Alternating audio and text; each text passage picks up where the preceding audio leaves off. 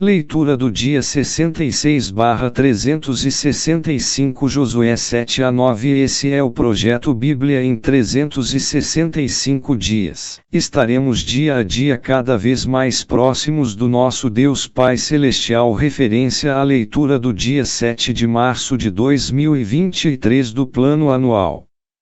Josué 7.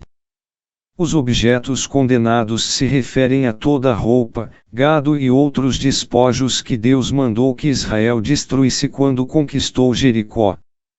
Não que eles tivessem achado utilidade para algo que seria destruído de qualquer maneira. Esta era uma séria ofensa, pois desafiava diretamente a ordem explícita de Deus. Note os resultados do pecado de Acã. 1. Muitos homens morreram. 2. O exército de Israel desfaleceu de medo. 3. Josué questionou a Deus. 4. Deus ameaçou retirar sua presença do meio do povo. E 5. Acã e sua família foram mortos.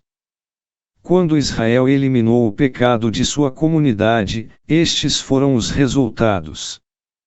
1. Encorajamento proveniente de Deus. 2. Presença de Deus na batalha. 3. Direção de Deus e promessa de vitória. E 4. Permissão de Deus para manter todo o despojo para si próprios. Ao longo da história de Israel, as bênçãos chegaram quando as pessoas abandonaram o pecado e seguiram o plano de Deus integralmente. Você também experimentará vitória quando abandonar o seu pecado e seguir sinceramente o plano do Senhor. Josué e os líderes rasgaram suas roupas e jogaram pó em suas cabeças como sinal de profundo luto diante de Deus. Eles ficaram confusos por sua derrota na pequena cidade de Ai depois da espetacular vitória de Jericó. Então colocaram-se diante de Deus com profunda humildade e lamento para receberem suas instruções. Quando sofremos grandes impactos, também devemos buscar ao Senhor, a fim de pedir-lhe orientação e ajuda. Assim como Josué e os líderes, nós devemos nos humilhar para que possamos ouvir suas palavras.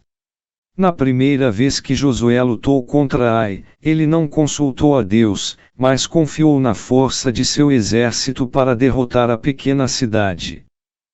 Só depois da derrota de Israel ele buscou a Deus para perguntar o que acontecerá. Com frequência nós confiamos em nossas próprias habilidades e forças, especialmente quando a tarefa à nossa frente parece fácil. Buscamos a Deus apenas quando os obstáculos demonstram ser muito grandes. Porém, só o Senhor sabe o que está adiante. Consultar-lhe, mesmo em uma situação privilegiada, pode nos salvar de graves enganos ou julgamentos errôneos. Deus deseja nos transmitir lições, remover o orgulho, ou que consultemos outras pessoas, a fim de sermos vitoriosos. Imagine orar a Deus deste modo. Esta não é uma oração formal, é a petição de um homem que está amedrontado e confuso pelo que está acontecendo ao seu redor. Josué despejou seus verdadeiros pensamentos diante de Deus. Esconder suas necessidades do Senhor é ignorar o único que pode realmente ajudar. Deus recebe suas honestas orações e quer que você expresse seus verdadeiros sentimentos para Ele. Qualquer crente pode ser mais honesto em suas orações ao lembrar que o Senhor é onisciente e onipotente e que seu amor é perpétuo. Porque o pecado de Acã trouxe o juízo para toda a nação. Embora fosse o fracasso de apenas um homem. Deus viu isto como desobediência total a uma lei nacional. O Senhor desejava que toda a nação fosse comprometida com o trabalho que concordara em fazer conquistar a terra. Deste modo, quando uma pessoa falhou, todos transgredirão. Caso o pecado de Acã não fosse punido, ocorreriam os saques. A nação como um todo precisava assumir a responsabilidade para impedir a prática desta desobediência. O pecado de Acã não foi apenas o de guardar alguns dos bens capturados, Deus permitiu isto em alguns casos, mas sua explícita desobediência ao comando do Senhor para que todo elo com Jericó fosse destruído. Seu pecado foi a indiferença ao mal e a idolatria da cidade, não apenas um desejo por dinheiro e roupas. O Senhor não protegeria o exército de Israel novamente até que o pecado fosse removido e o povo voltasse a obedecer-lhe sem reservas. Deus não fica contente ao fazermos o que é certo apenas parte do tempo. Ele quer que façamos o que é certo em todo o momento. Estamos debaixo de suas ordens para eliminar quaisquer pensamentos, práticas ou possessões que dificultem nossa devoção para com Ele. Os israelitas praticavam ritos de purificação como aqueles mencionados em 3.5 quando se preparavam para cruzar o Rio Jordão. Tais atitudes estimulavam as pessoas a se aproximarem de Deus e constantemente lembrar-lhes de seus pecados e da necessidade de serem santos. Acã menosprezou Deus e não considerou as suas ordens. Talvez tenha parecido uma coisa pequena para Acã, mas os efeitos de seu pecado foram sentidos pela nação inteira, especialmente por sua família. Como Acã, nossas ações afetam mais as pessoas do que apenas a nós mesmos. Fuja da tentação de pensar que seus pecados são muito pequenos ou pessoais para machucar alguém além de si próprio. Porque a família inteira de Acã pagou por seu pecado. O registro bíblico não diz se eles foram cúmplices de seu crime, mas antigamente a família era tratada como um todo. Acã, como o maioral de seu clã, era como um chefe tribal. Se ele prosperasse, a família desfrutava dessa prosperidade. Se ele sofresse, todos os seus também padeceriam. Muitos israelitas já haviam morrido em batalha por causa do pecado dele. Agora ele deveria ser completamente banido de Israel. A família inteira de Acã deveria ser apedrejada juntamente com ele para que nenhum rastro do pecado permanecesse em Israel. Em nossa cultura permissiva e individualista é difícil compreendermos tal decreto, mas nas antigas culturas este era um castigo comum.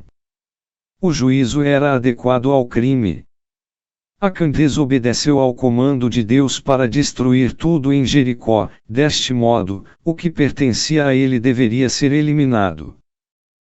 O pecado possui consequências drásticas, por isso, devemos tomar medidas severas para evitá-lo. Josué 8. Depois de Israel ter sido purificado do pecado de Acã, Josué preparou-se para atacar Ai novamente, desta vez para vencer. Josué aprenderá algumas lições que podemos seguir. 1. Confesse seus pecados quando Deus os revelar, e 2. Quando falhar, busque no Senhor a solução de seu problema e prossiga. E desejo de Deus que o ciclo do pecado, arrependimento e perdão nos fortaleça, não que nos debilite. As lições extraídas de nossos fracassos devem nos capacitar para lidarmos com a mesma situação na próxima vez. Porque o desejo do Senhor é nos purificar, perdoar e fortalecer, o único caminho para a derrota é a desistência. Podemos mostrar quem somos através de nossas atitudes na segunda e na terceira tentativa. A Batalha de Ai. Durante a noite, Josué enviou um grupo de soldados para o oeste de Ai, a fim de aguardar o momento do ataque. Na manhã seguinte, levou um segundo grupo para o norte da cidade quando o exército de Ai atacou. Os israelitas que se encontravam na frente dispersaram-se, apenas para distrair o inimigo, enquanto os homens que aguardavam em uma emboscada entraram na cidade e a queimaram. Porque Deus permitiu que os israelitas tomassem para si o despojo capturado desta vez. As leis de Israel para a posse dos espólios de guerra cobriam duas situações. Cidades como Jericó que estavam debaixo da proibição de Deus, julgamento pela idolatria, não poderiam ser saqueadas. O povo de Deus precisava ser santo e separado de toda influência idolátrica, e 2. A distribuição dos bens capturados das cidades que não estavam debaixo da proibição fazia parte da guerra. Ela provia ao exército e à nação a comida, rebanhos e armas necessários para o sustento em tempos de guerra. Ai não estava debaixo da proibição.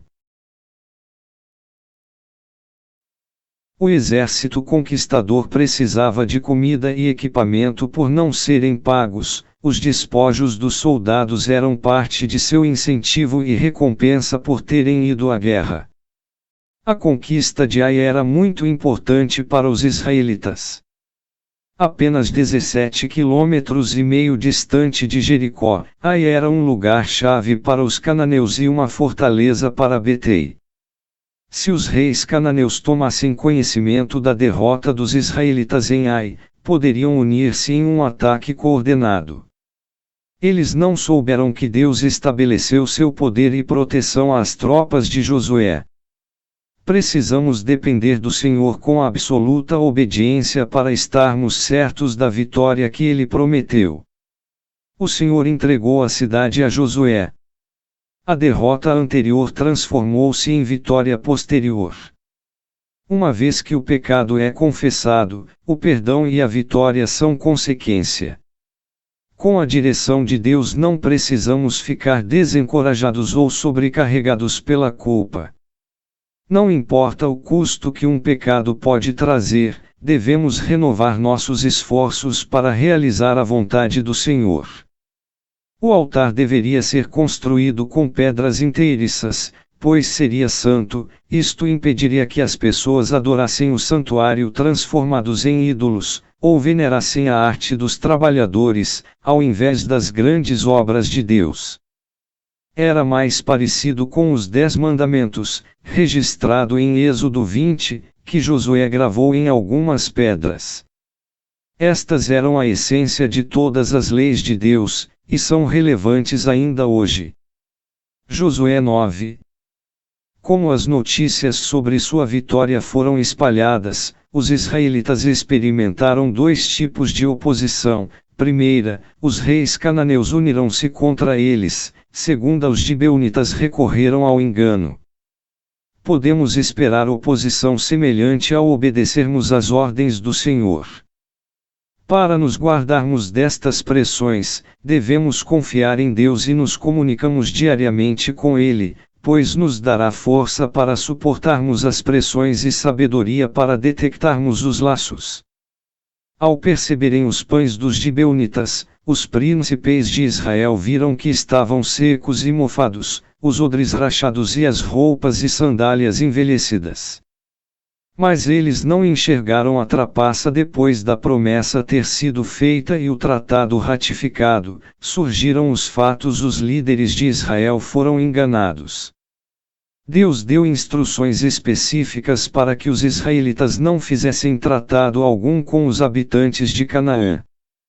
Como estrategista, Josué sempre buscou a Deus antes de conduzir suas tropas a qualquer batalha.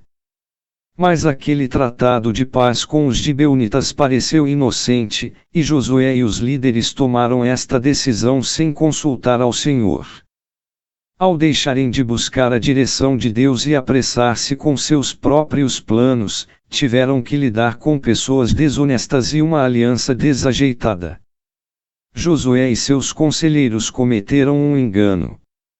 Mas manteriam sua palavra por terem jurado proteção aos gibeonitas. O juramento não fora invalidado pelo ato enganoso dos gibeonitas. Deus mandou que o mesmo fosse mantido, pois a quebra de um juramento constituía uma transgressão. Isto nos encoraja a não negligenciarmos as nossas promessas.